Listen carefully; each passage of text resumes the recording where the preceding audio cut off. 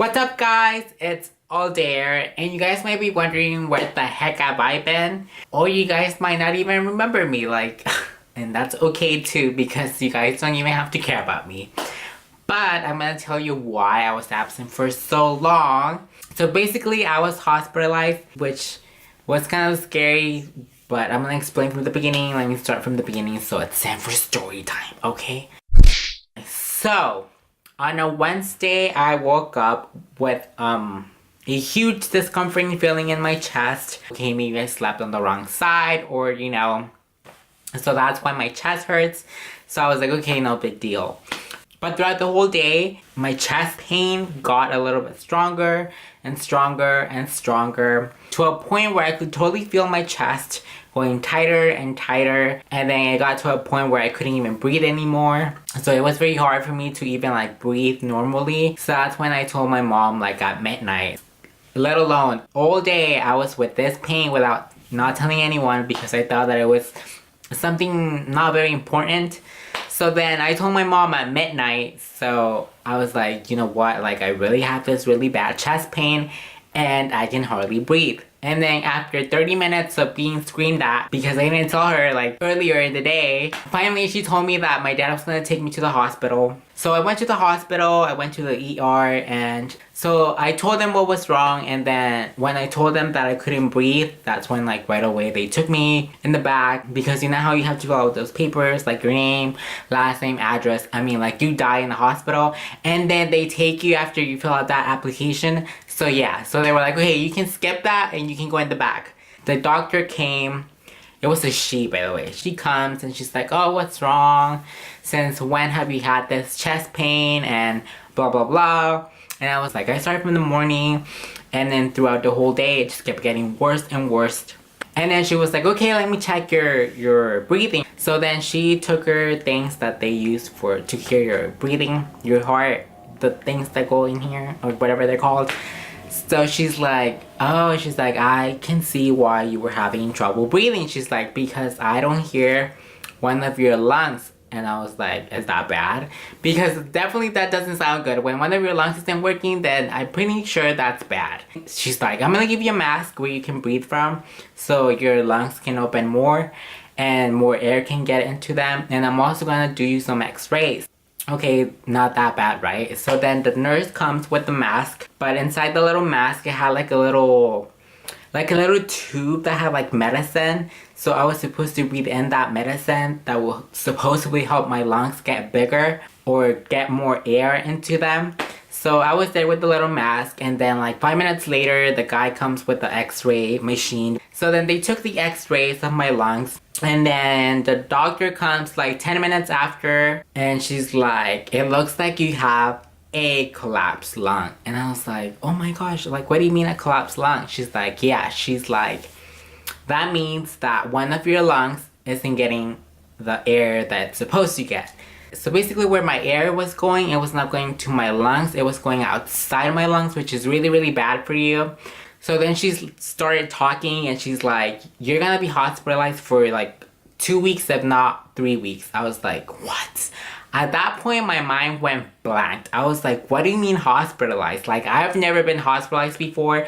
If anything, I've only been hospitalized when I was a baby, but I'm like, okay, a baby when I was born, that was it. That's all I've been hospitalized for. The only thing that I could thought of was this is gonna mess up my videos.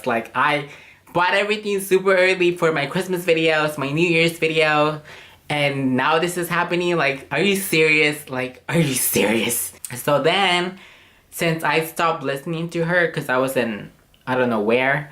So out of a sudden, then I see 2 more nurses coming and 1 more doctor. So I was like, she's like, we're gonna have to do surgery right now. I was like, oh my god. I literally started shaking.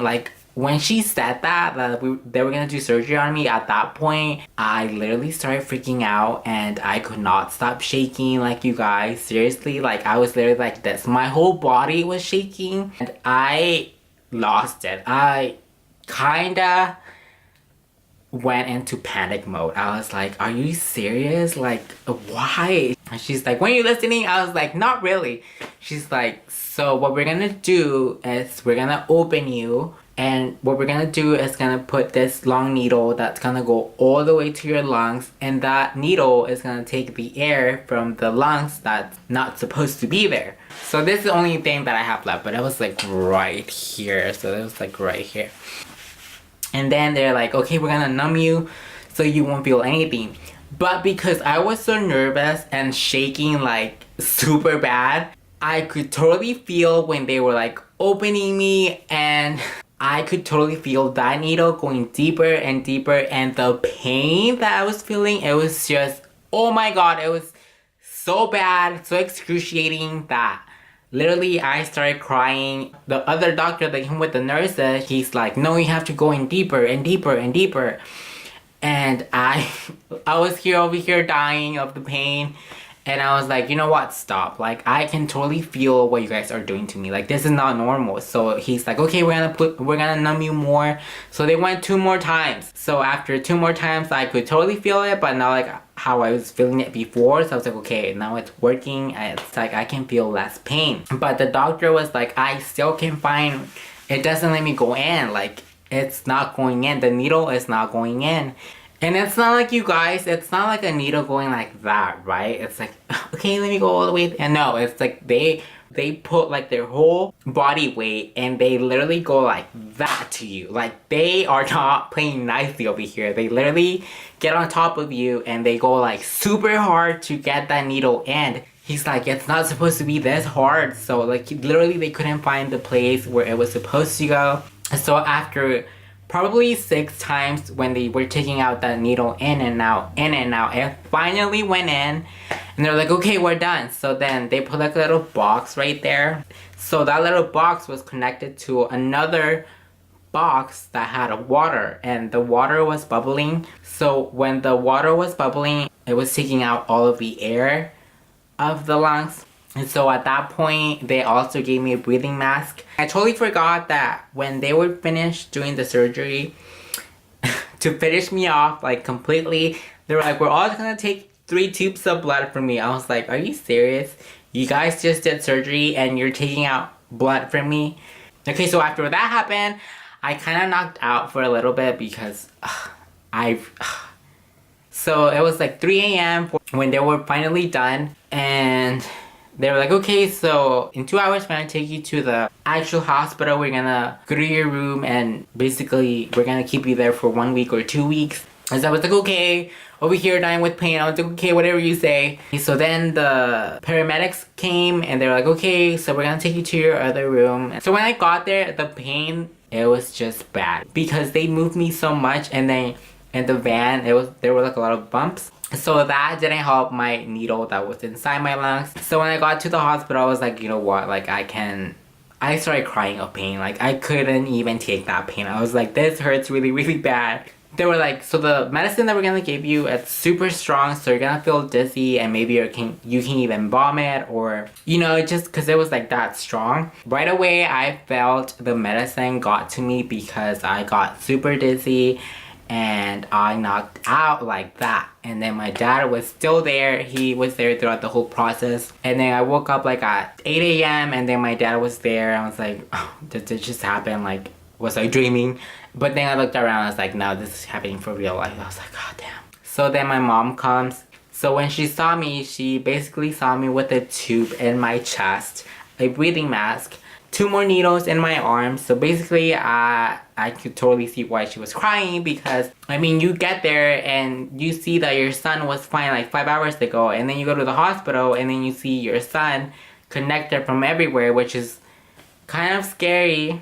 So then I was there at the hospital for like a week, almost a week. The pain was there almost every day, so I had to take medication, but because the medication was so strong, so all of the time I was kind of like knocked out basically all of the days that I was there. They were also worried because I wasn't eating that much. They were like, okay, you need to eat because it's not healthy for you. So instead they were giving me kind of like more antibiotics through the needle. I don't know what it's called. The needle that they put here connected to another thing, that where they connect the antibiotic, which kind of makes sense because obviously you have a needle inside of you, so you kind of lose appetite. Like, one day the doctor told me that I have to be really careful from now on because once you get this, it can happen to you again.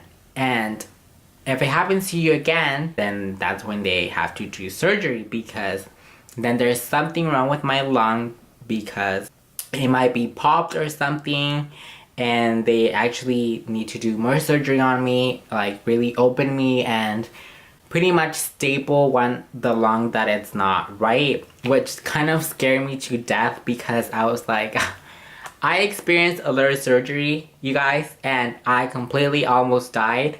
But to be fully on a surgery, that just scares the crap out of me. So I was like, oh, hopefully I never get it again. And then the last 2 days, they were like, okay, we're gonna take you out the needle because the x-rays were coming out fine.